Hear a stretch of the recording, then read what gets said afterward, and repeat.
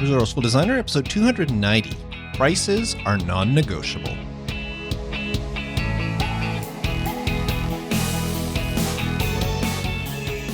Welcome to the Resourceful Designer Podcast, offering solutions to streamline your graphic and web design business so you can get back to designing.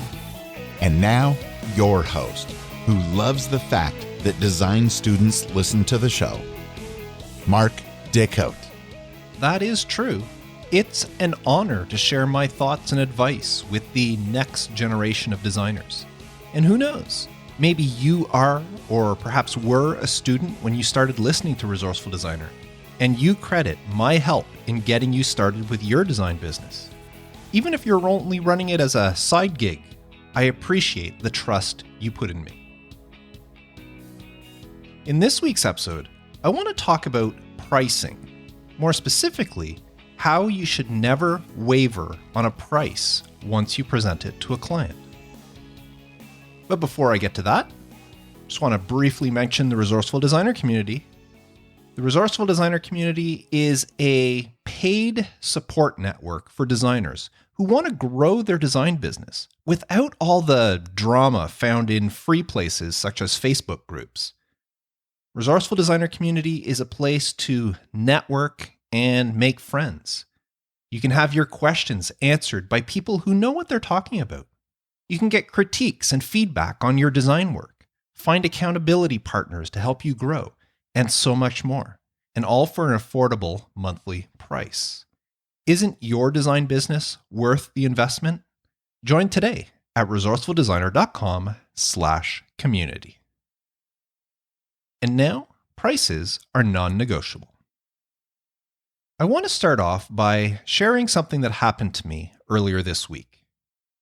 My local tourism board, which is a client of mine, in partnership with a local newspaper, produces a 72-page visitor guide every year for people visiting the area.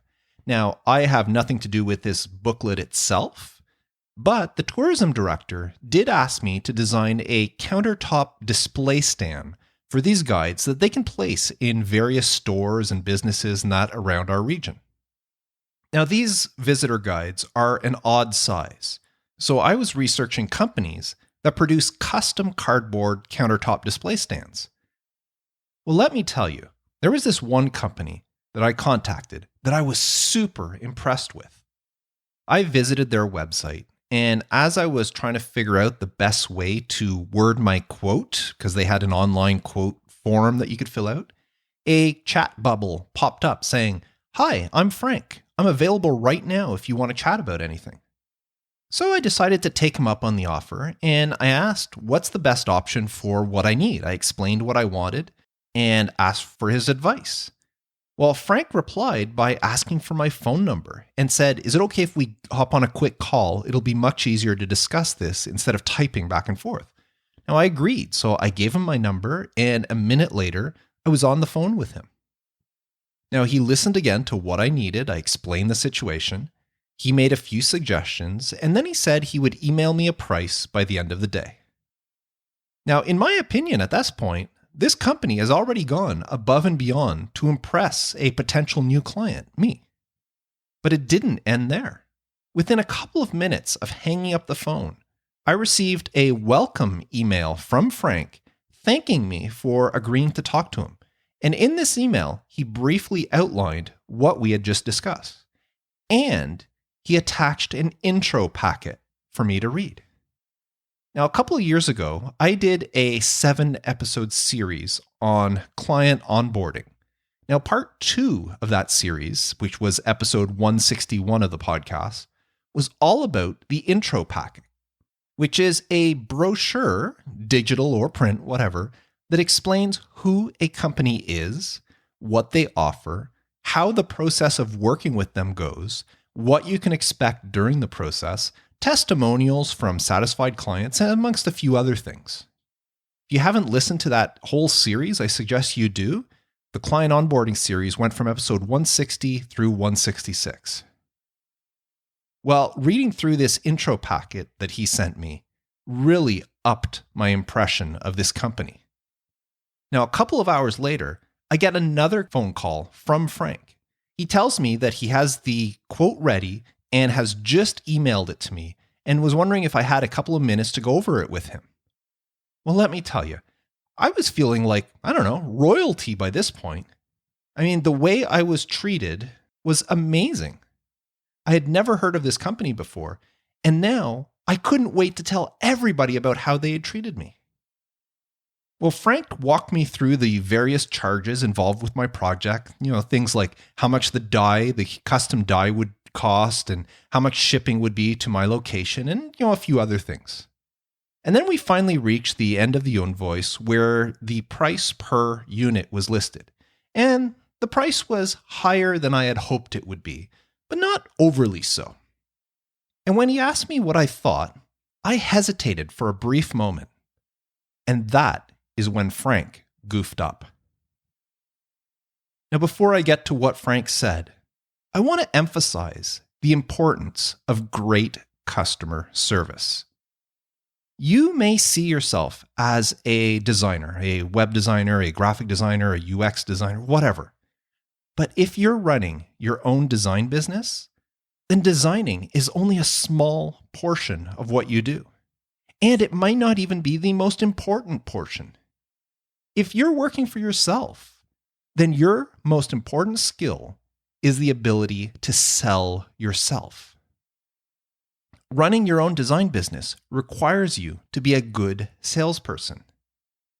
Every client who agrees to work with you does so because you successfully sold them on you yourself and your ability to do the job. The client agrees to your price. They have confidence in your skills and they trust you to complete the project because you sold them on these things. The ability to sell goes way beyond the monetary aspects of a project and is part of every interaction you have with a potential client. It's what makes people like and want to work with you, sometimes even in spite of the price. If you lack this ability to sell yourself, you're going to find it very hard to find clients.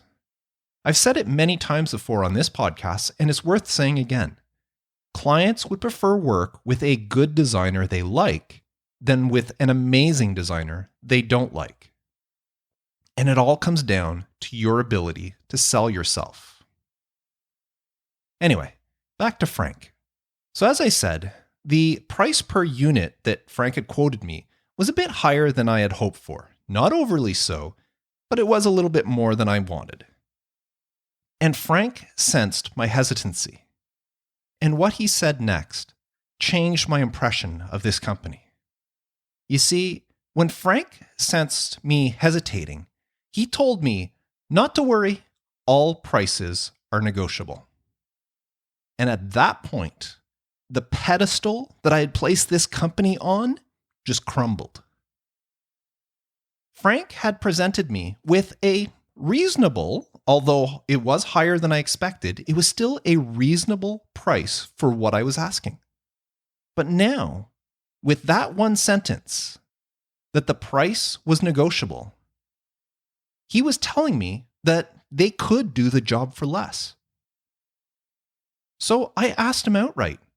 I believe my words were something along the lines of, "Are you telling me that the price you're showing me is not the best price you could have given me for this job? That you actually inflated your quote in the hopes that I would be gullible enough to agree to it?" Now, Frank quickly went on the defensive. He said, no, this is how much the job actually costs. However, if you wanted to negotiate, he would hear me out. So again, I said, so you're telling me that you would consider lowering the cost if I negotiated with you? That tells me that this price isn't really what the job costs and that you could easily do it for less. Otherwise, why tell me the price is negotiable? And even if you do agree to take, 5, 10, 15% off the price if we do negotiate, I'll still wonder if you're swindling me, if I could have gotten the price even lower. Now, at this point, I didn't want to get into an argument or anything, so I thanked him for the quote, told him I would think about it and get back to him. and then I ended the call. Well, needless to say, all that amazing work that this company did to win me over as a potential client went down the drain. Now, you may be wondering, well, what's the big deal, Mark? I mean, prices are negotiated all the time. And this is true. In fact, I love haggling over prices. It's a skill I learned from my mother, who was a master at it. And it actually drives my wife crazy because I love asking for discounts or rebates whenever I get the chance. The way I see it, there's no harm in asking.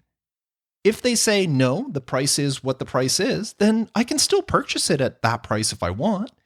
But if they say yes, that they agree to lower the price or give me a discount or whatever, then I feel good about it because, hey, I got a better deal. But this situation is different. I wouldn't be upset if I was the one who had asked Frank if the prices were negotiable and he had said sure. But the fact that he presented me with the price and then immediately told me that they were negotiable tells me that he did not have my best interest in mind. He was trying to get the most out of me that he could. And when I showed hesitation on the price, he tried to save the sale by offering to negotiate. And that lowers my impression of this company that I was thinking was so amazing. Now, it makes me wonder if I should even consider working with them. Well, what does all of this have to do with you and your design business? Well, you don't want people to think that you're taking advantage of them. But anytime you offer a discount or agree to lower your price, that's exactly what you're doing.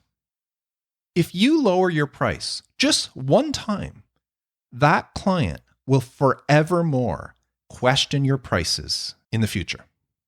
They'll always wonder if you're swindling them. And even if you give them another discount down the road, they'll wonder, is this the best discount? Or could you have offered even more? Think about anything that you've ever bought on sale. In your mind, is that item worth the sale price that you paid for it, or is it worth the original price it was listed at? A few months ago, my wife and I were looking at buying a Ninja Foodie. It's an indoor grill / air fryer for cooking. Well, the price for the model we wanted was $399. Now, I have something called Honey installed on my web browser. It's a service that anytime you go to purchase something, it'll automatically look across to see if there's any coupons or anything that can be applied to your purchase to lower the price. It's very useful, by the way. But another service that Honey offers is Price History, which shows you a graph of how much an item has sold for historically. So when I looked at the Ninja Foodie, it showed that every few months, the price dropped to $249 for maybe a week or two, and then went back up again. Well, that's $150 difference. Now, knowing this, my wife and I agreed that the Ninja Foodie we wanted to buy was not worth the listed $399 price, and we decided to wait for the price to drop again, which it did a few weeks later, and we ended up buying it. Now, on a side note, wow, what a game changer this Ninja Foodie is for cooking and preparing meals. We absolutely love it, and we've already gotten our money's worth out of it. Anyways, as far as my wife and I are concerned, this Ninja Foodie is worth $249, not $399 that it's usually listed at. Because I seriously doubt that the store that we bought it at would sell it below their cost. Now, I know that there's stuff called loss leaders where stores sell stuff lower below cost in order to attract people, but I don't think this is one of them. And I think that even at $249, the store was still making a profit. Now, this type of thinking is fine if you're buying kitchen appliances, but not for your design clients. You never want your clients to think that your services are not worth as much as you charge because you offered a discount. Let's use an hourly rate, for example.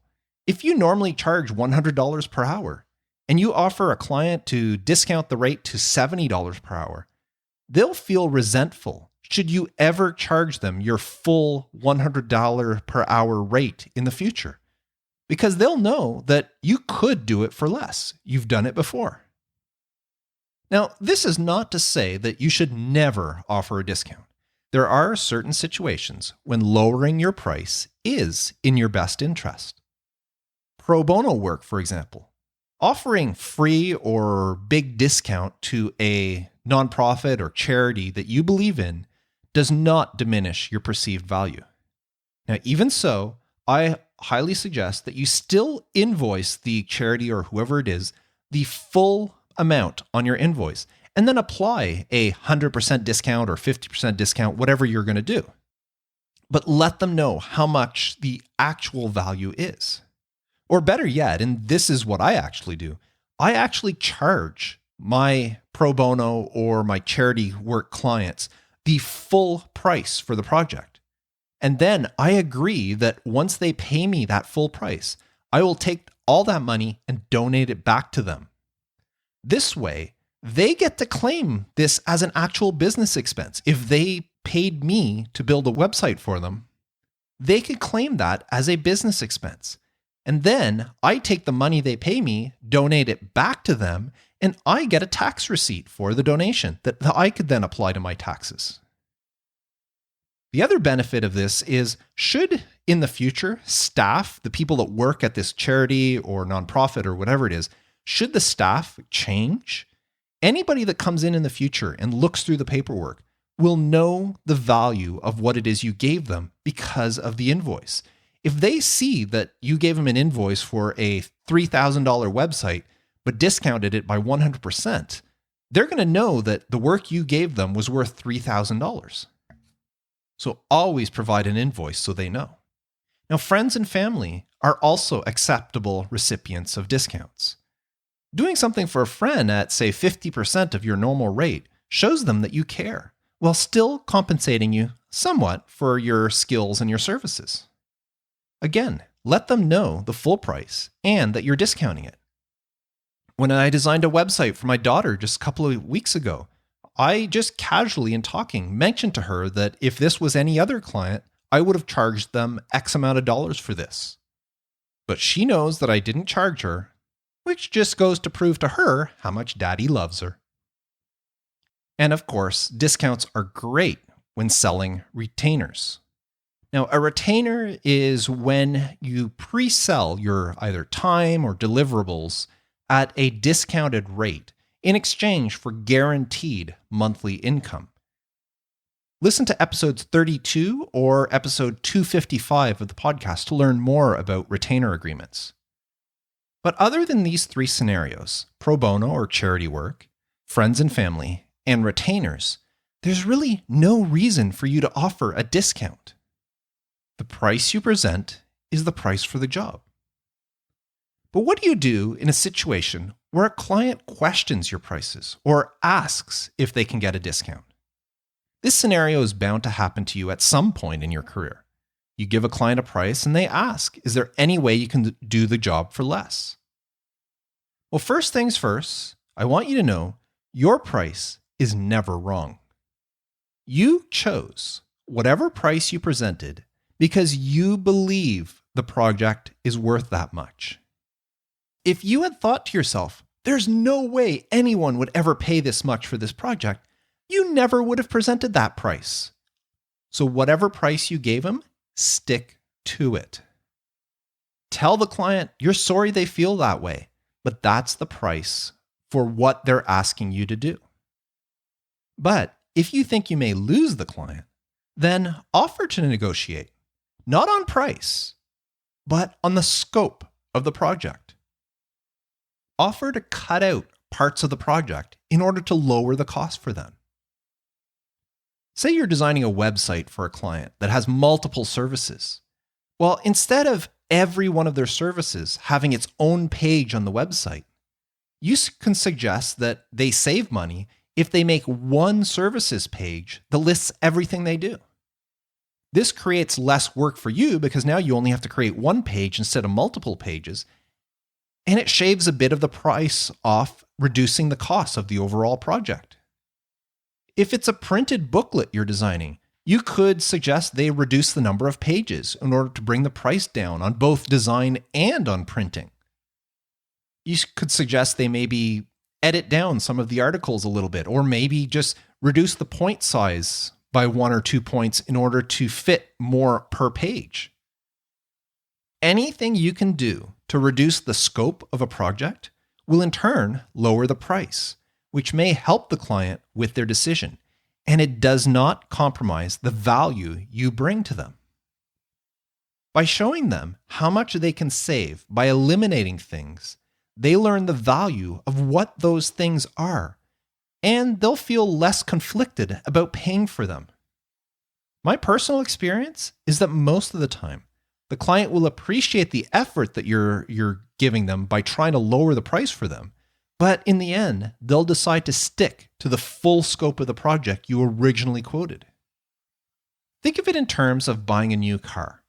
How would you feel if you told the dealer that, wow, the price is a little bit too expensive, is there any way you can lower the price? And they said, sure, we can give you the exact same make and model at a lower price if you're willing to not have air conditioning. You would essentially be getting the same car at a lower price, but it would have one less feature. Now, if you really want air conditioning in your car, that first price won't seem as bad anymore. And you'll think to yourself, yeah, maybe it's worth spending that extra money to get the air conditioning. So give your clients an opportunity to lower the price by reducing options on their projects. And if they accept the lower price, you're still getting paid for the work that you do at the price that you deserve. And if you're lucky, as I said before, they'll decide that they want those options and they'll decide to pay your full price for them.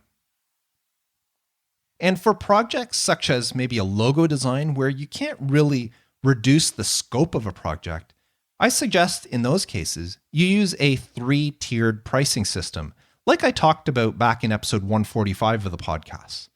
As I said in that episode, offering 3 different price options, each with an expanded scope, gives the client a choice and minimizes the chance of them going elsewhere. Now, one thing I want to point out here is that you have to be prepared to lose clients. There's always the possibility that the client doesn't like your price, and instead of asking you for a way to lower it, they simply decide to go elsewhere. And you know what? That's okay.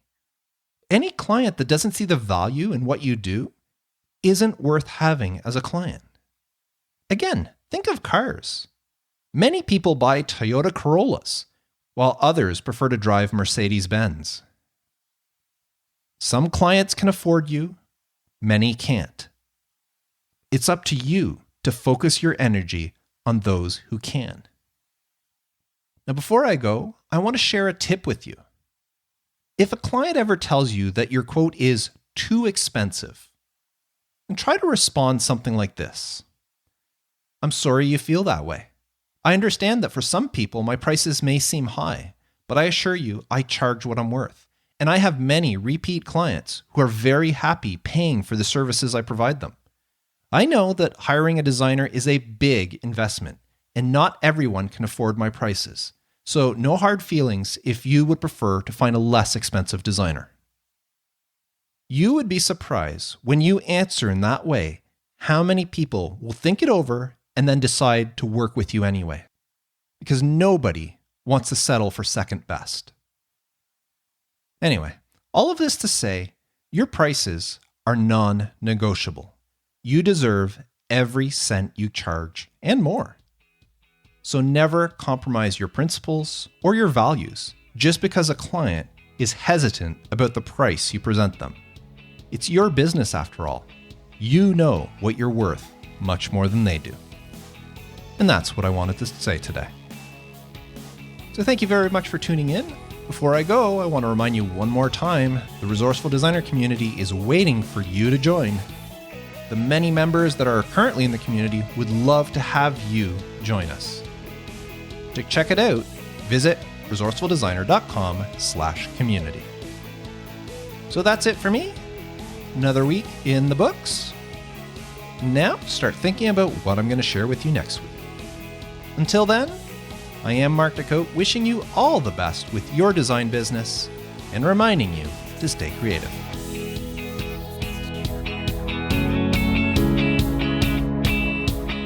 Thanks for listening to the Resourceful Designer Podcast at resourcefuldesigner.com.